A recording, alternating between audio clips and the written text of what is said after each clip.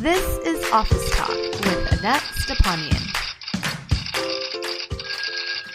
Welcome back to another episode of Office Talk.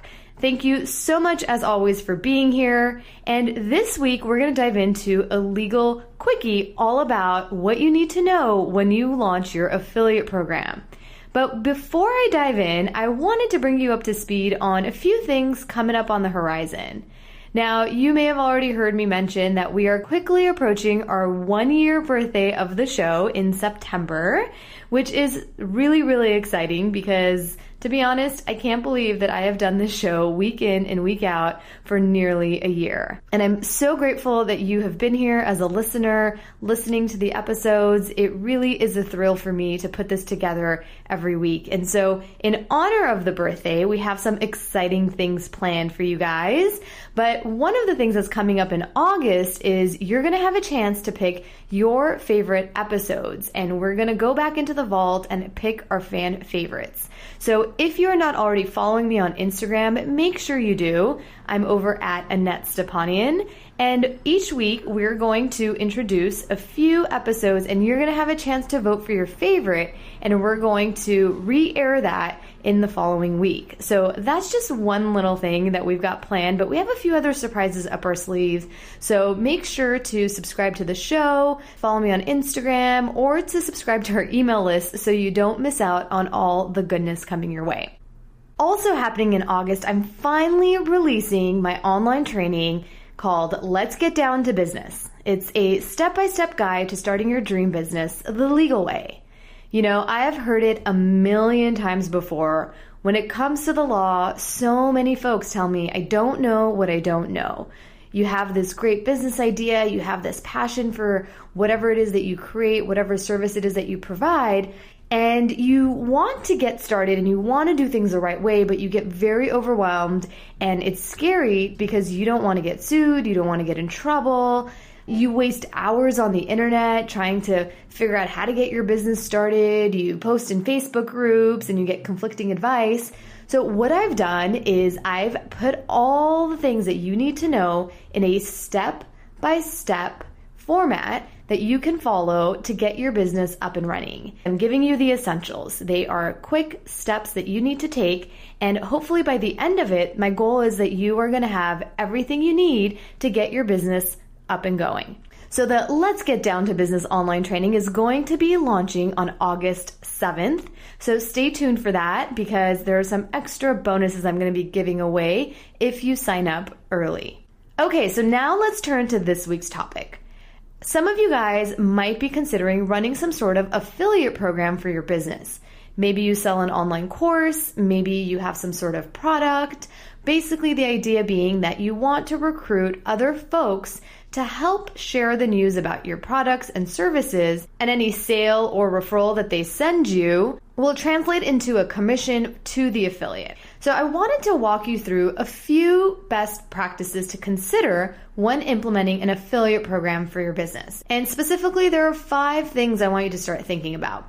Now, the first thing is I want you to screen your affiliates to ensure that they are a good fit for you, your brand, and your program.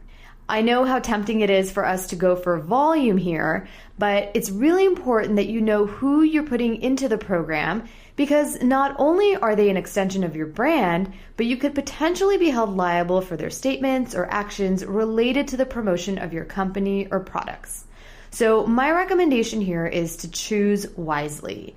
Consider doing some sort of pre-screening, maybe an application process, and then admitting only those affiliates into your program who represent your company values. Now I'm going to go on a little bit of a tangent here, so just indulge me for a minute or two. I have been having a lot of business ahas lately, and particularly this one that came up over the last few weeks that I'm calling bigger is not always better, okay? And this is basically what's been happening. My husband and I are doing some work around the house, and so we have been frequent visitors to a lot of hardware stores, and we're ordering different supplies. We went to one of these bigger hardware stores and put in our order. Let me tell you that the whole process has been such a pain in the butt. Basically, just the process of ordering and talking to somebody at the store level is difficult because they seem to be very understaffed. Once we ordered the items, the actual shipment came in 2 shipments. So when the first shipment arrived, we went to go pick it up, and it took us 5 hours of waiting at the store for them to locate the shipment. It was sitting on the floor the entire time when we asked them to look at the floor and check for it, and they didn't. So 5 hours later, we finally picked up the first shipment. And the second shipment was supposed to arrive on a certain date. We got an email saying that it had arrived. We go to the store to pick it up. Guess what? It's not there.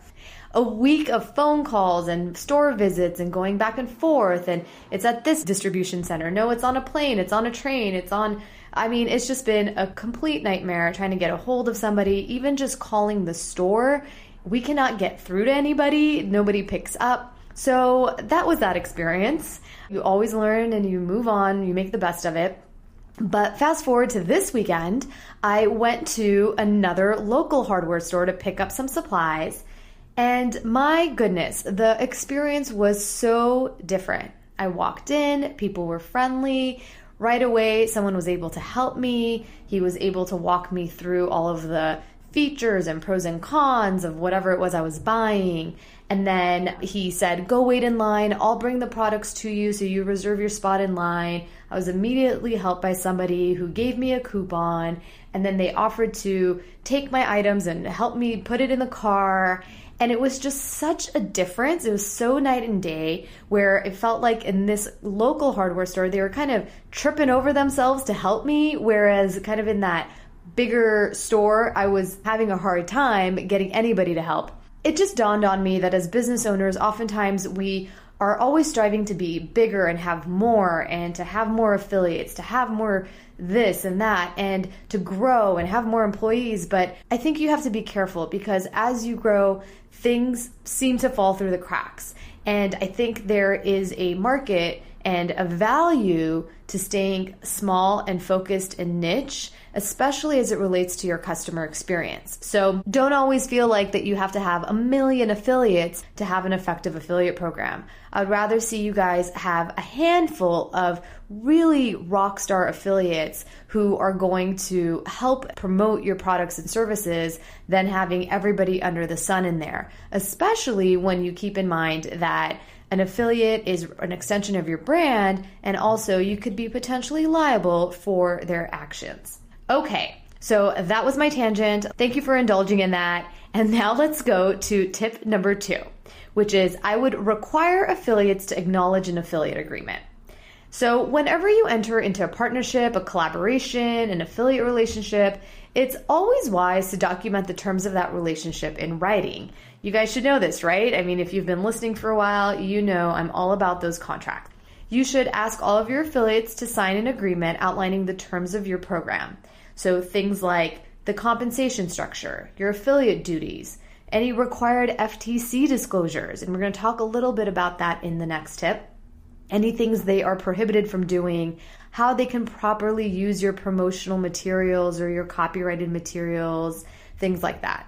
So that is an important step, and you want to at least get them to either physically sign an agreement or electronically sign, basically acknowledging what the obligations and responsibilities are as an affiliate who participates in your program.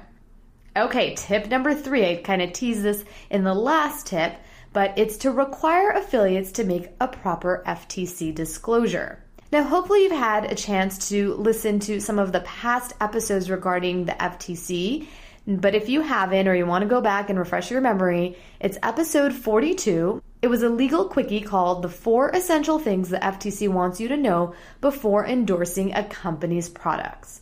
So I would go ahead and listen to that, as well as episode 44, the 5 things you need to know before you use customer testimonials in your marketing.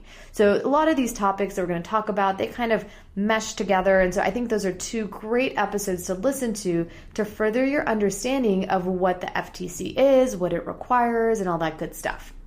Now, for tip number 3, you got to remember that pursuant to the FTC guidelines, if there's a connection between an endorser and a marketer that consumers would not expect, and it would affect how consumers evaluate that endorsement, that connection needs to be disclosed. So affiliate relationships are just that type of connection. Therefore, all affiliates should disclose their affiliate relationship with you. So your affiliates need to be disclosing that affiliate relationship with you when they're promoting those products. Those disclosures, if you've heard the past episodes, you know that they need to be clear and conspicuous, which means that consumers should be able to notice that disclosure easily.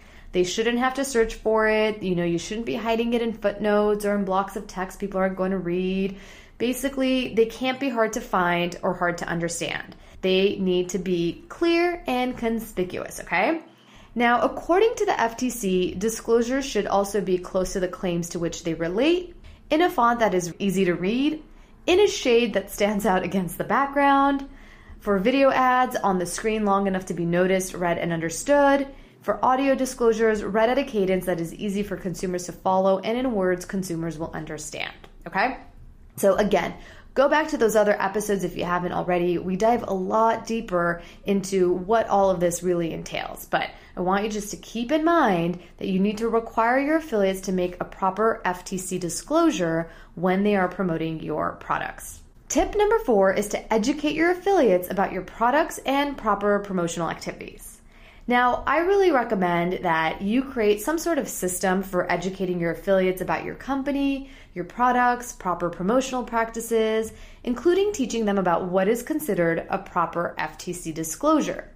So sometimes well-meaning affiliates may forget to properly disclose. They may make unsubstantiated claims about your product. So remember, an affiliate should not make claims about your company or products that you yourself can't substantiate.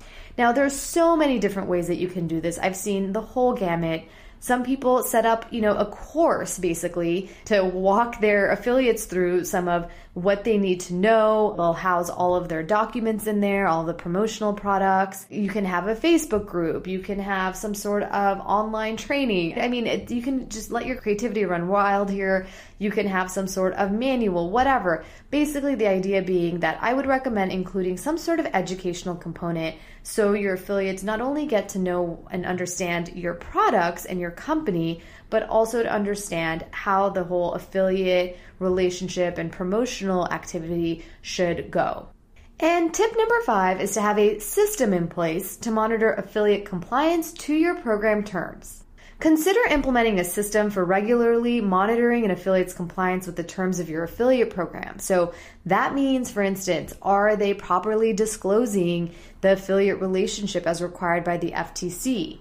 Are they, for example, properly using your promotional materials in a way that's not infringing on your copyright or is not a bad reflection on your brand? And in the case of non-compliance, I would take measures to remedy that issue or remove the affiliate from the program. Hopefully you guys can see now how all of these tips work together. In tip number 1, we said screen your affiliates. Don't necessarily go for huge volume, go for quality affiliate relationships, because hopefully the idea being that if you create quality relationships, these are the people who are going to be vested in your business and in your brand, and they're going to properly educate themselves. They're going to properly follow the rules. And so having a system in place to monitor them is going to be a lot easier. You're not going to be having to track and police a whole bunch of people. There you have it. Those are my 5 tips to consider before you launch an affiliate program for your products or your services. So with that said, my friend, I am going to sign off here. Now, stay tuned, as I mentioned at the top of the episode, for all the birthday celebrations coming up. I would love for you to participate and pick the fan favorites coming up in August. And if you're interested in the online training, Let's Get Down to Business, the step-by-step guide to starting your dream business the legal way, you can head on over to my website and get on the waiting list. That's available at AnnetteStepanyan.com/wait. Okay, you guys, I'm going to sign off. Got to get back to work. It was so great being here. Thank you again, as always, for listening. I hope you have a fantastic day, and I can't wait to talk to you later.